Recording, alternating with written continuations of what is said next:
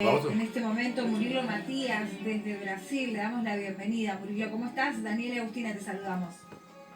Un saludo a ustedes, Daniel y Agustín, a toda la audiencia de este 5N y muy preocupados acá con esta marca que ustedes hablan porque también preocupa para lo que avanza en los próximos días. Yo estoy acá en la avenida Beira Rio de Porto Alegre, en una área donde en fines de semana estaría muy lleno de gente acá y como ustedes pueden mirar, el espacio está cerrado porque el Poder Municipal cerró este espacio una vez que hay un brote muy preocupante de coronavirus acá en Porto Alegre y no solo acá como en toda la región sur, lo que contribuye para esta marca de 100.000 muertos ya en Brasil. Murilo, tenemos muchísimas preguntas para hacerte, especialmente cómo están atravesando estos días, ¿no? En los distintos estados, si las decisiones son iguales para todos o cómo las toman, pero danos un momento porque queremos compartir con nuestra audiencia también. Bueno, y esa era la imagen entonces que compartía, el video que compartía el diario Folha de Sao Paulo. Y estas son imágenes que son cada vez más habituales, no sé, calculo que a ustedes les produce lo mismo que a nosotros verlo, ¿no? Te quedás con piel de gallina, sinceramente, ver cómo se hacen estos entierros masivos, porque ya no hay lugares, porque son estas tumbas que se tienen que compartir sin despedida de los familiares, y lo tenemos todavía en línea a Murilo. Sí, Murilo, lo que nos llama la atención, más allá de este terrible video donde los familiares, sin poder despedir lo que tienen que hacer mediante este video, que Bolsonaro, lejos de tratar de cambiar, ¿no?, su idea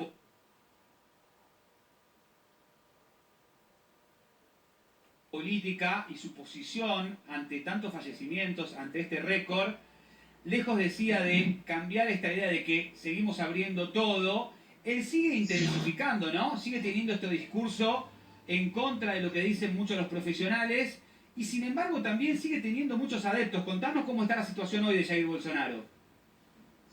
Mira, es muy complicado para nosotros de Brasil este momento que estamos viviendo. Un relato personal, yo pensaba que cuando este coronavirus empezó en España y Italia, y que teníamos aquellos números de casi 1.000 muertos por día, y acá en Brasil los números eran muy pequeños hasta aquel momento, yo pensaba que cuando si llegásemos a una marca de 1.000 muertes por día, eso crearía una conmoción en Brasil y la oposición a lo que hace y a lo que no hace el presidente Bolsonaro tornaría insustentable para él permanecer en poder. La verdad es que hace un mes que tenemos una media de muertes de más de 1.000 brasileños muertos diariamente por COVID-19 y que esta conmoción no está tan avolumada a punto de traer más problemas de este gobierno. Yo hace una hora miré el Twitter del presidente Bolsonaro y mientras Brasil atingía esta marca de 100.000 muertos por COVID-19, el presidente hablaba del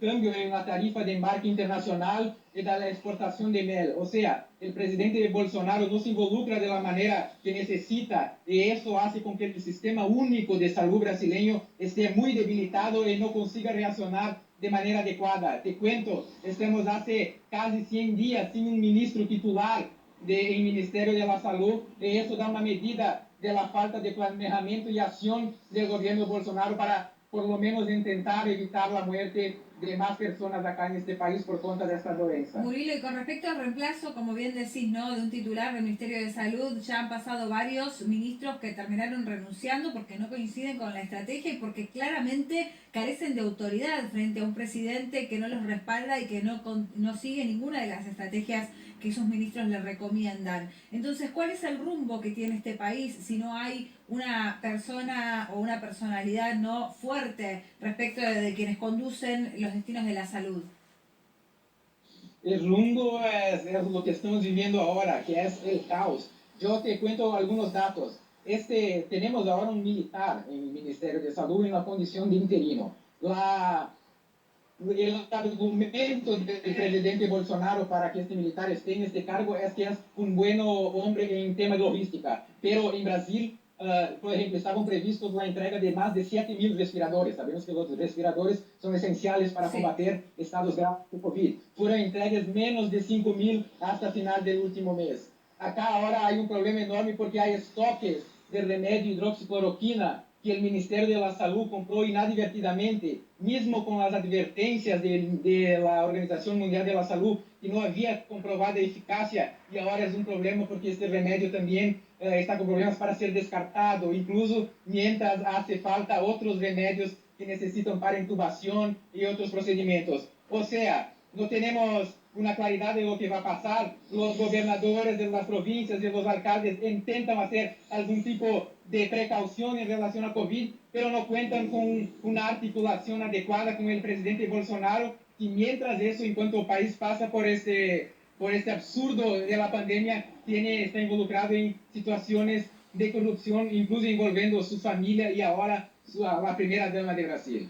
Vos fijate, Murillo, Agustina, este número que encuentro acá de los muertos, de estos 100.000 primeros muertos, y digo lamentablemente primeros porque si no cambia Bolsonaro, como está diciendo Murillo, y como todos lamentablemente también esperamos la política sanitaria de Bolsonaro, este número va a seguir creciendo.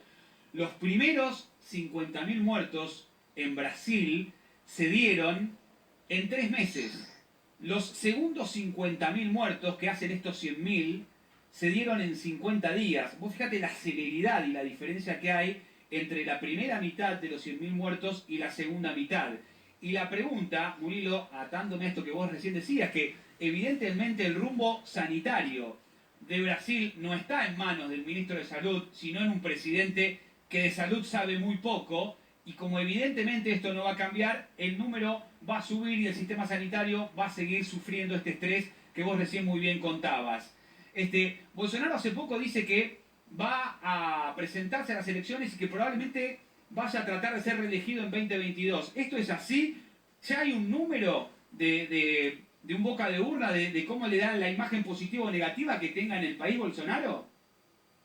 Salió una encuesta esta semana que demostró números que asustan a la gente progresista y más que eso, la gente que está preocupada con el país. Bolsonaro tiene una perspectiva de votos de en torno de 40% y una posible segunda vuelta vencería a todos los candidatos que se presentan, eso de acuerdo con esa encuesta.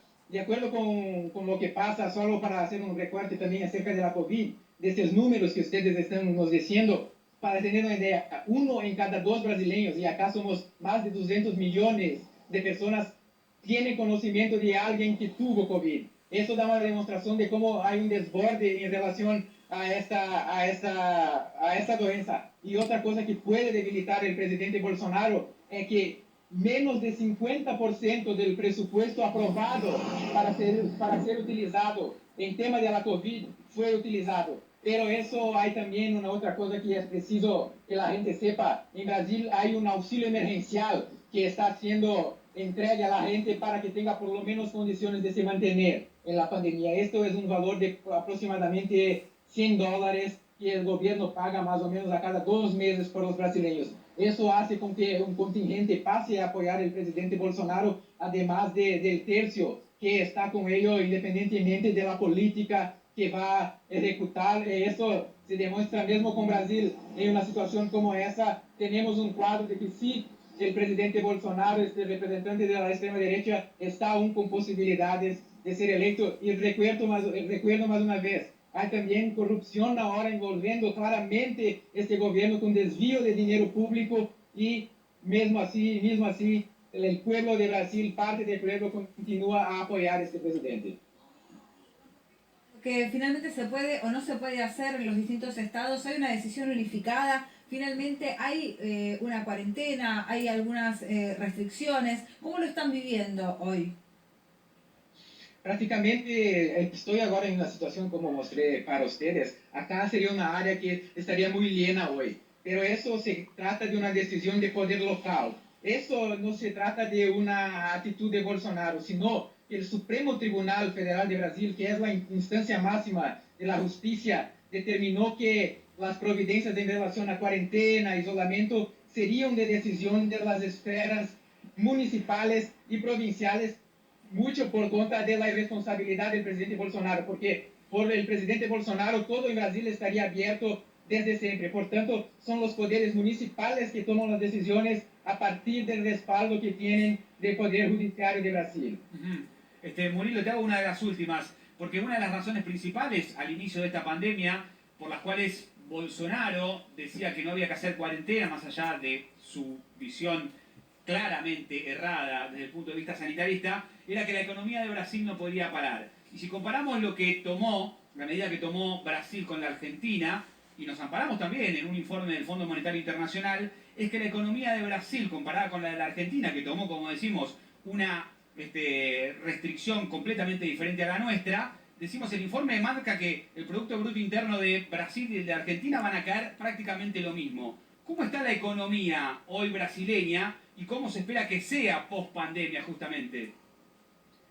La economía de Brasil vive el peor momento de su historia. Y cuento eso no solo por el número de desempleados que hay hoy en Brasil, mas también por el número de lo que acá llamamos desalentados, que es la gente que está sin empleo, pero ni busca empleo porque no tiene ni condiciones de, por ejemplo, acceder a un transporte público para ir a una entrevista de trabajo. O sea, es un cuadro que, desde el punto de vista económico, no trae ninguna esperanza de que Brasil pueda pasar por este momento post-pandemia y tener una economía más ajustada. Estamos con la moneda más desvalorizada frente al dólar. El dólar acá está en el punto más alto también de su historia. Ya empieza a tener una inflación y no sé cómo este gobierno tomó una medida económica que fue crear una nota en Brasil de un nuevo valor que es de 200 reales. La nota que teníamos más alta era de 100 reales y ahora el gobierno crea más una nota para tumultuar aún más el ambiente económico y además de eso, desde el punto de vista de los empresarios, hay un reclamo muy fuerte porque los bancos públicos, que son el Banco do Brasil y la Caja Económica Federal, no aportan con suficientes créditos y empréstamos a la gente para que puedan mantener los trabajadores, puedan mantener su negocio en este tiempo de crisis. Bien, Murilo, gracias, clarísimo el informe. Te mandamos un abrazo y lo que deja muy claro también, lo que nos cuenta Murilo de Brasil, es que esto de es la salud o es la economía, el ejemplo brasileño claramente marca que es una dicotomía falsa, porque Brasil no está haciendo ni una cosa ni la otra. Lo que dice, la peor crisis de los últimos años de Brasil económica, y también pasarán los 100.000 muertos, algo que marca que también tiene un problema sanitario muy grande. Un abrazo, Murilo. Gracias a ustedes, un abrazo a todos. Agustín. Bien, vamos a cambiar de tema para centrarnos en lo